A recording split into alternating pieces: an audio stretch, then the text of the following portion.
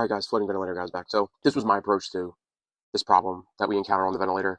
I'm not saying that it's the right way to go about it, but just saying that this is how I approached it. So immediately when I went into the room and I saw these waveforms and saw this massive drop in flow and volume, I also assumed that the patient was auto-peeping, so I immediately dropped the rate to 10.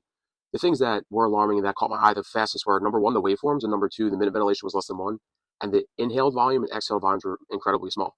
So the question now becomes, what do we think is happening? So the circles I have in white is 1, 2, 3.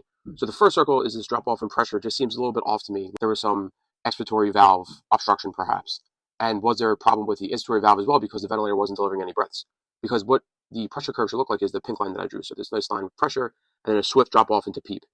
The third thing is obviously the flow curve is much smaller than the inspiratory curve, but the volumes are incredibly tiny. So there's a problem with expiration and then that volume loss, and this curve, which could infer that there's auto PEEP. So I thought there was auto PEEP happening.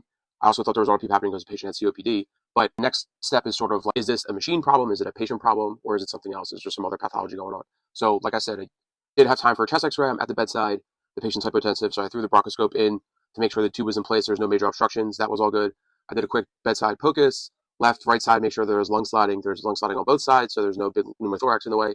So now I've ruled a couple things out. So in the midst of all this, since I ruled those things out, I asked the respiratory therapist to get another ventilator to see if it was a ventilator issue, maybe a valve or a faulty tubing or something of that sort.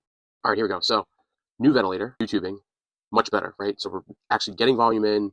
We are delivering 450. The initial rate was 15, although I quickly changed this. So while I think it was a ventilator issue, there certainly was auto PEEP. And we can, going back to how we identify auto PEEP, you can see number one, the area under the curves are different. Number two, it doesn't really reach the baseline. I know it gets close, but if you really squint, it doesn't get to the baseline. Number three is the volume decay is in the blue line, right? Super duper long, slow decay of volume.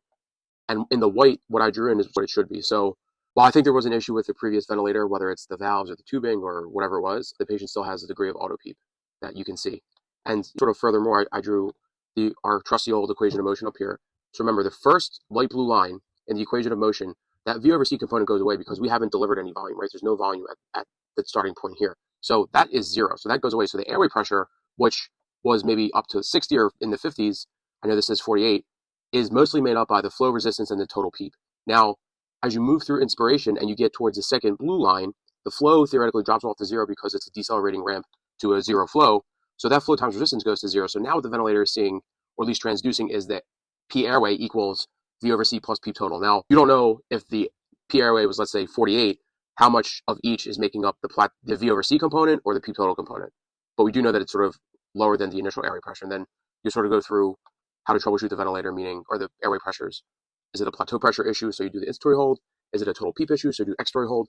This patient had an incredible auto PEEP and a very long time constant on the order of 5 seconds, for which I know we haven't talked about the time constant yet, but that time constant is incredibly long, and we can talk about that soon. But so my approach to troubleshooting the ventilator, it's important to know what normal should look like. That way you can work through your algorithm in your mind of if there is something abnormal, where is it coming from, and hopefully save someone's life.